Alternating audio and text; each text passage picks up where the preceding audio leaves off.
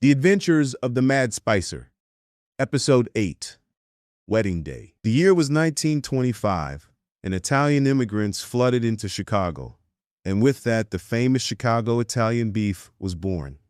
History is blurred as to whom exactly made the first beef, but we know whom it was. This is that story. Our story begins at the small wedding reception of Rosie Blandini and Philip Aholio. Rosie's father, Bob Blandini, wasn't a rich man.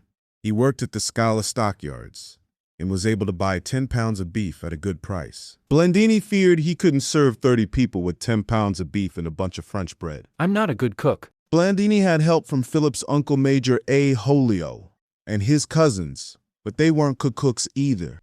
I know a guy that knows a guy. They just threw the beef in a pan and threw it into the oven. They seared the roast for 15 minutes at 500 degrees, then turned it down to 325 degrees for about 3 hours until the internal temp hit 135 degrees. That's 20 to 30 minutes per pound. When the roast was almost done, Major Aholio returned with Don Spicer, rarely seen in person, and locally famous for notoriously good spice mixes. Can you help? I have 10 pounds of beef for 30 people. Slice the meat thin and bring it to me. I said, thin, Major Aholio. Who hired that guy? I did, sir, as my cousin, up your Aholio. How many Aholios we got working here? Yo! I knew it. I'm surrounded by Aholios. Keep slicing Aholios. Don Spicer added the au jus mix to 12 cups of hot water, not boiling. Into a large pot, he stirred it till it dissolved. Then added sliced beef and simmered it for about 15 minutes until it started to curl.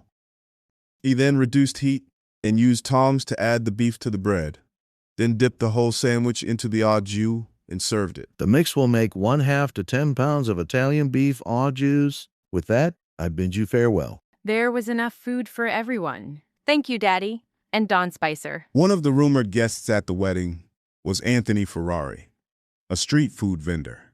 He started selling the Italian beef we know today.